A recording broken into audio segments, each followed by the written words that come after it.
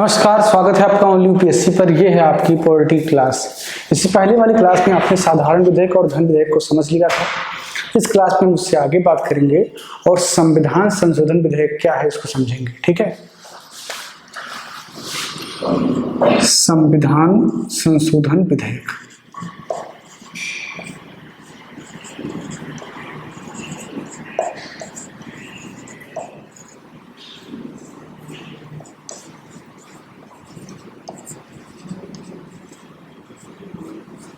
ठीक है, संविधान संशोधन विधेयक। तो सबसे पहले तो एक लाइन आप ये लिख लीजिए कि संविधान संशोधन विधेयक की जरूरत क्यों है। तो इसकी जरूरत होती है संविधान में संशोधन करने के लिए, जैसा कि नाम से ये स्पष्ट है। ठीक है, तो आप पहली लाइन लिख लेंगे इसमें, संविधान में, या इस तरीके से लिखें, मूल संविधान में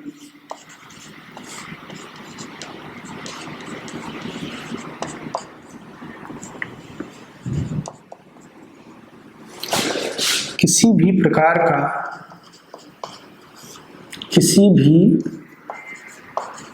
का संशोधन, किसी भी प्रकार के संशोधन की प्रक्रिया को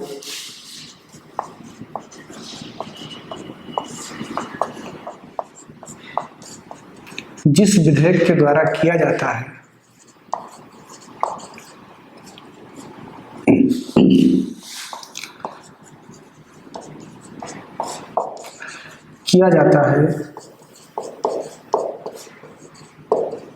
उसे संविधान संशोधन विधेयक कहते हैं।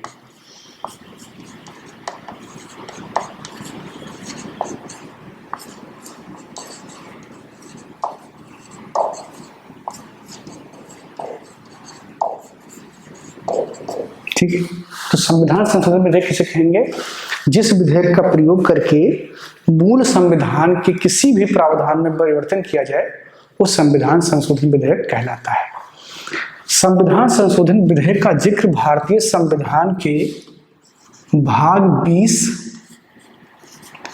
और अनुच्छेद या आर्टिकल 368 में है। ठीक है, भाग 20 और अनुच्छेद 368 में इस बात का जिक्र किया गया है कि यदि आवश्यकता हो तो संविधान में संशोधन किया जा सकता है, और इसकी आवश्यकता संविधान के लागू होने के 1 साल के भीतर ही हो गया। पहला संविधान संशोधन 1951 में ही हो जाता है, नेहरू जी के टाइम पर ही। ठीक है, उधर संविधान बनकर के तैयार हुआ और संशोधनों का सिलसिला शुरू हो गया। संशोधन बहुत जरूरी चीज होता है। आधुनिक समाज में परिवर्तन होते रहते हैं और परिवर्तन के हिसाब से नॉर्म्स और वैल्यूज बदलती हैं, तो संशोधन बहुत लाजमी हो जाता है, होते ही रहेंगे। और वर्तमान स्थिति तो ये है कि 100 से ज़्यादा संशोधन संविधान में हो चुके हैं। ठीक है, तो ये संशोधन के वो तथ्य हैं जो कि संविधान में दिए गए हैं। इसके अलावा कई बार स्टेट एग्जाम में क्वेश्चन पूछता है कि यह प्रक्रिया भारतीय संविधान में कहाँ से अपनाई गई। तो ये दक्षिण अफ्रीका से अपनाया गया। कहाँ से? दक्षिण अफ्रीका से। दक्षिण अफ्रीका के संविधान से हमने संशोधन की प्रक्रिया को अपनाया है। अब समझते हैं कि उसका विधेयक क्या है, कैसे उसको पेश किया जाता है, क्या सारे प्रोविजंस हैं जो संविधान संशोधन विधेयक के साथ जुड़े हुए हैं। ठीक है, ये नोट कर लिया होगा आपने। अगर नोट नहीं कर पाए हैं तो वीडियो को पॉज करके थोड़ा पीछे कर लीजिए और लिख लीजिए आराम से। देखिए, संविधान संशोधन 3 प्रकार से होते हैं। ठीक है, उन तीनों प्रकार को लिख लेते हैं और उसके बाद में हर प्रकार का प्रोविजन क्या है उसको समझते हैं। ठीक है, तो एक तो संशोधन है जो साधारण बहुमत के द्वारा हो जाता है, तो उसे आप कहेंगे कि साधारण संविधान संशोधन। ठीक है, साधारण संविधान संशोधन। अब साधारण संविधान संशोधन का मतलब क्या है? ऐसे प्रोविजंस जो बहुत ज्यादा संघीय ढांचे को प्रभावित नहीं करते हैं या जिनसे पूरे संविधान में हलचल नहीं मचती है, उसको कहा जाता है कि जो है सामान्य संशोधन है। जैसे नए राज्यों का प्रवेश अगर होना है, जैसे कोई नया राज्य बनना है, जैसे कि आपका तेलंगाना बना था, ठीक है, कांग्रेस के टाइम पे, अभी लास्ट सरकार जो थी कांग्रेस की, या अभी आपने देखा कि धारा 370 के निष्प्रभावी होने के बाद में जम्मू कश्मीर का विभाजन किया गया और 2 यूटी बना दिए गए। तो ऐसे जो संशोधन होते हैं, या इसके अलावा आप कहेंगे कि राज्यसभा में राजभाषा का प्रयोग संसद में किस प्रकार होना है, इसमें संशोधन, किसी राज्य का नाम बदलना है, इसका संशोधन, किसी राज्य में विधान परिषद का होना है, इसका संशोधन, या संसदीय नियमों का बनना कैसे बनेगा, या गणपूर्ति कोरम कितना होगा, इसमें संशोधन, या दूसरी अनुसूची जिसमें वेतन और भत्ते की बात है उसे निर्धारित करने के लिए संशोधन। ये जो सामान्य संशोधन है, इसके लिए साधारण बहुमत की आवश्यकता होती है। और जो अभी मैंने आपको बताया कि जो अनुच्छेद 368 है, वह साधारण बहुमत का जो है उसमें चर्चा नहीं है। साधारण बहुमत उससे बाहर की चीज है, वो संविधान में कई जगह पर आपको मिलती है। जैसे नए राज्यों का प्रवेश, उनके सीमा में परिवर्तन, ये सब प्रावधान कहाँ हैं?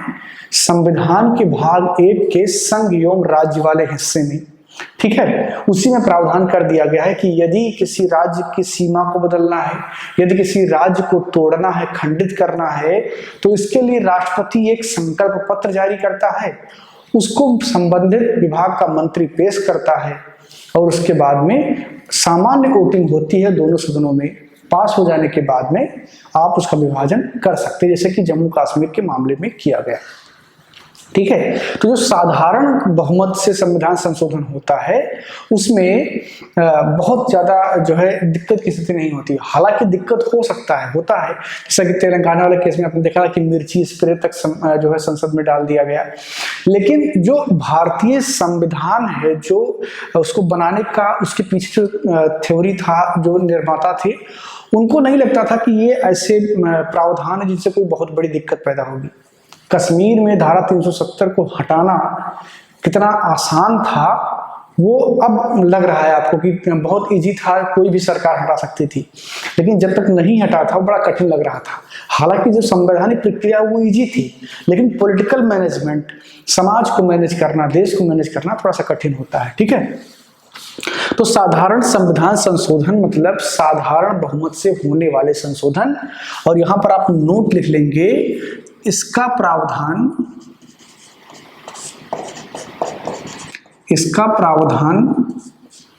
अनुच्छेद 368 में नहीं है। ये कंफ्यूज आपको नहीं होना, यूपीएससी ने कई बार इस पर सवाल पूछा है, ठीक है। यूपीएससी घुमा के कान पकड़ती, सीधे नहीं पकड़ती है, कंफ्यूज आपको करती है, क्योंकि सीधे सीधे लिखा हुआ है 368 आप पढ़ेंगे तो संविधान संशोधन, तो कोई भी संशोधन आपको लगेगा कि 368 में ही होगा, ऐसा नहीं है। ये जो संशोधन है ये 368 के अलावा होते हैं, उसके अधीन नहीं होते हैं। अब इसमें होता क्या, जैसा कि मैंने आपको एग्जाम्पल सारे बता दिए कि कैसे संशोधन इसमें किए जा सकते हैं, ठीक है। उसकी एक पूरी लिस्ट है, आप चाहें तो उसको गूगल करके देख सकते हैं, या आपकी किताब में भी लिखी होगी। उसको अगर मैं पूरा लिखूंगा तो समय की बर्बादी होगी, उदाहरण के लिए 2-4 मैं लिख दूंगा, ठीक है। इसमें क्या होता है कि दोनों सदनों, चाहे लोकसभा हो या राज्यसभा हो, इन दोनों में उपस्थित सदस्यों का बहुमत इसको पास करने के लिए काफी है। यानी जितने सदस्य उपस्थित हैं उनका बहुमत हो जाए और ये पास हो जाता है, ठीक। एग्जाम्पल के लिए इसमें आप लिख लेंगे, नए राज्यों का निर्माण,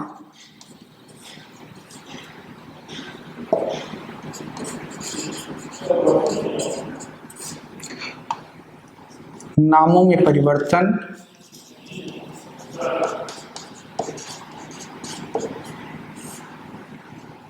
या इसके अलावा संसदीय नियमों में परिवर्तन,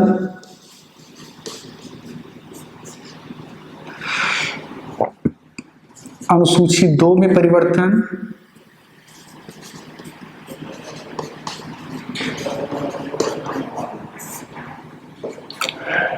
राजभाषा में परिवर्तन, ठीक है, ये सारे परिवर्तन आप इजीली कर सकते हैं साधारण बहुमत के द्वारा। इसकी लिस्ट लंबी है तो आप उसको वहां पर देख सकते हैं, ठीक है। दूसरा देखते हैं,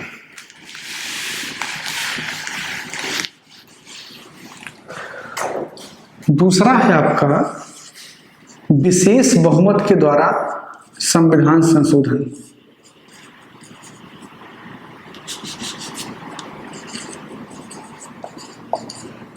विशेष बहुमत के द्वारा संविधान संशोधन।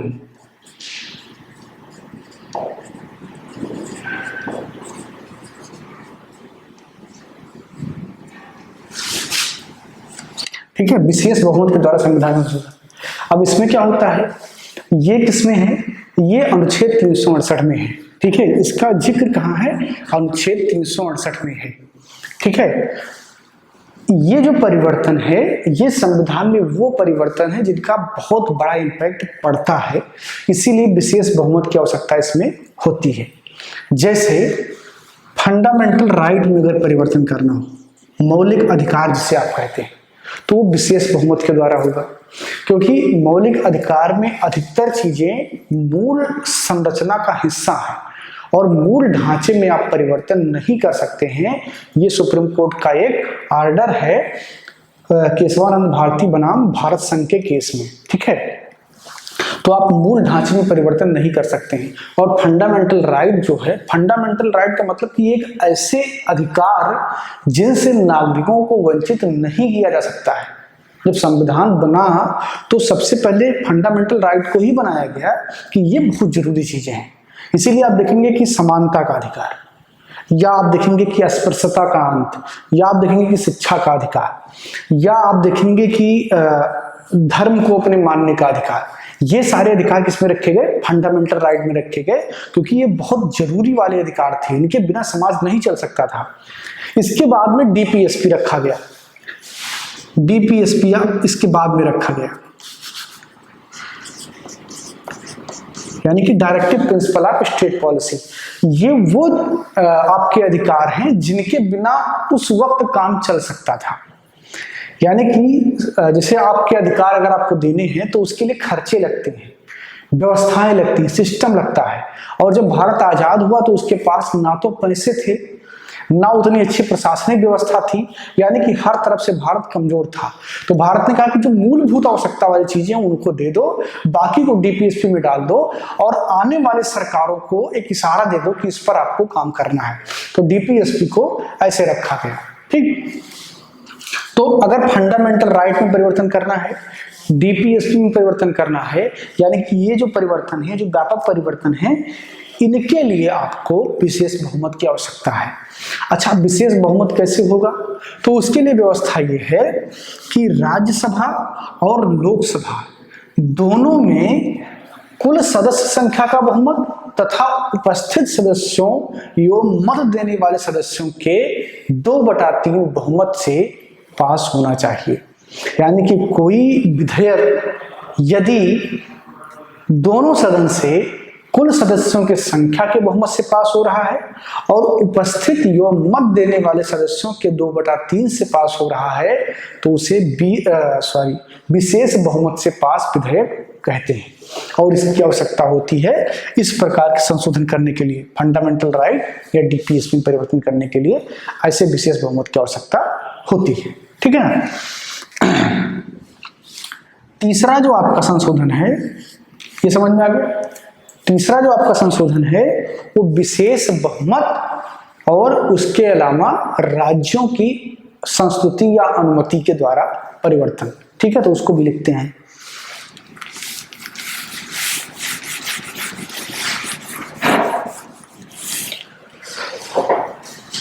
तीसरा है विशेष बहुमत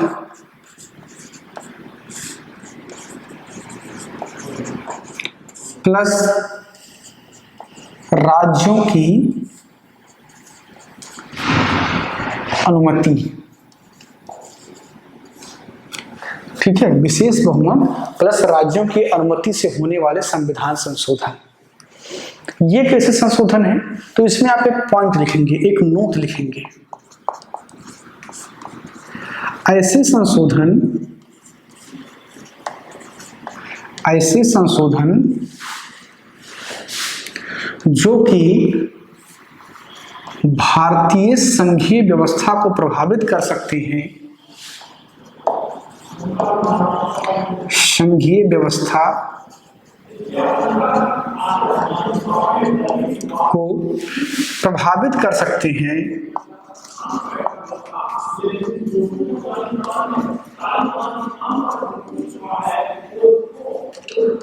उनका संशोधन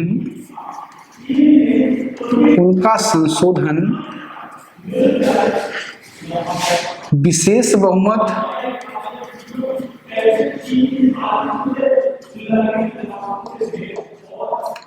प्लस राज्यों के सहमति से होता है।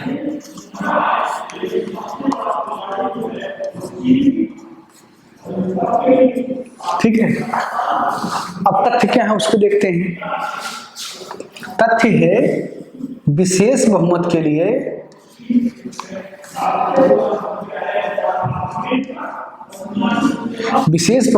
आप देखेंगे कि जो राज्यसभा है और दूसरा आपका लोकसभा है,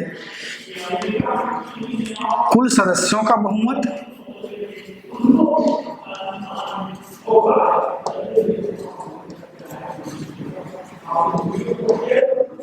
कुल सदस्य संख्या का बहुमत प्लस उपस्थित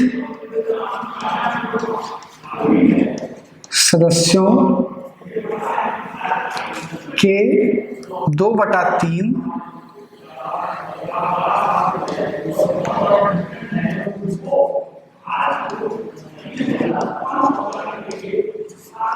का।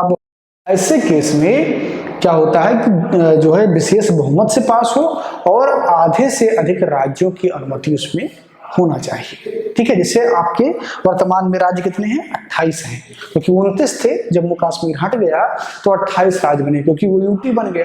तो 28 में से 14 का अनुमति की आवश्यकता आपको होगा अगर ऐसे कोई परिवर्तन करने हैं। अच्छा, अब ये देखते हैं कि इसमें परिवर्तन कौन कौन से होते हैं, उसका एग्जाम्पल देख लेते हैं।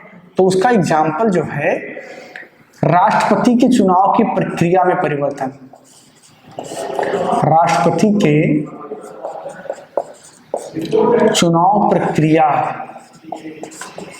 में परिवर्तन, राष्ट्रपति की चुनाव प्रक्रिया में परिवर्तन, ये एक चीज होता है।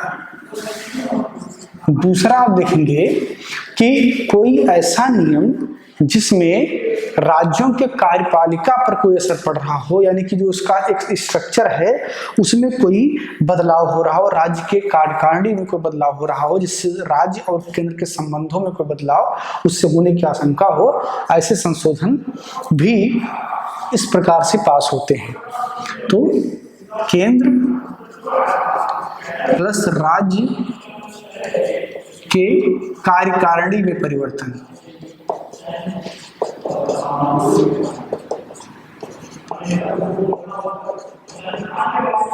केंद्र प्लस राज्य के कार्यकारिणी में परिवर्तन, उच्च न्यायालय और उच्चतम न्यायालय संबंधित कोई परिवर्तन, उच्च न्यायालय प्लस उच्चतम न्यायालय,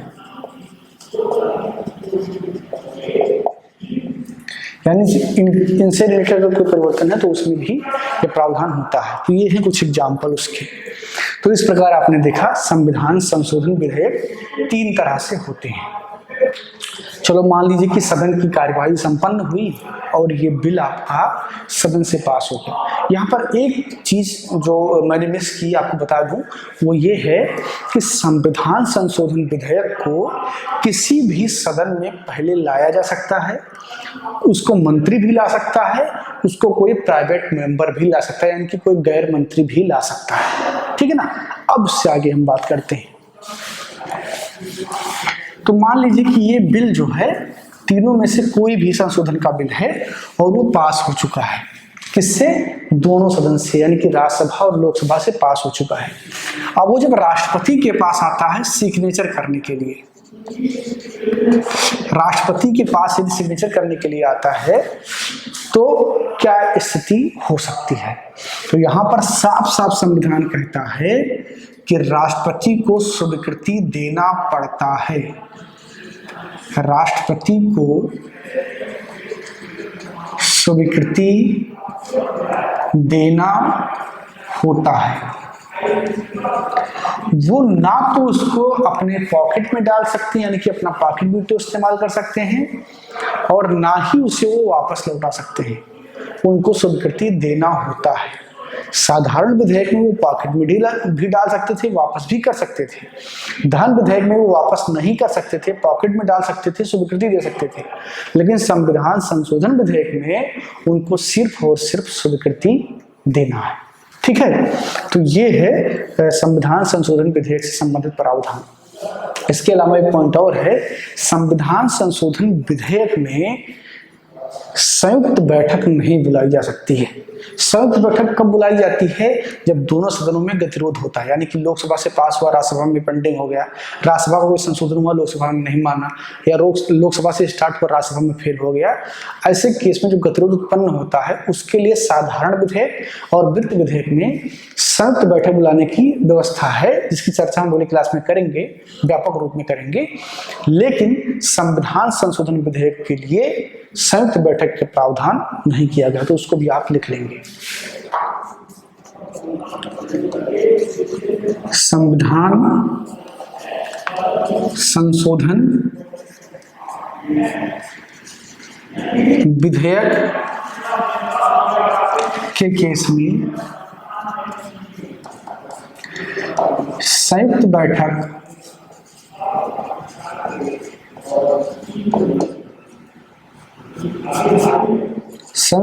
का प्रावधान नहीं है।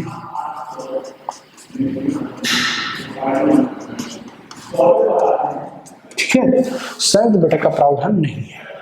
तो ये था आपका संविधान संशोधन विधेयक। अगली क्लास में हम बात करेंगे संयुक्त बैठक की। इस क्लास में इतना ही। क्लास को लाइक कीजिए, शेयर कीजिए, अपनी राय कमेंट बॉक्स में दे दीजिए, अपने सवाल पूछ लीजिए, संभवतः हम उसका जवाब दें। बहुत बहुत धन्यवाद।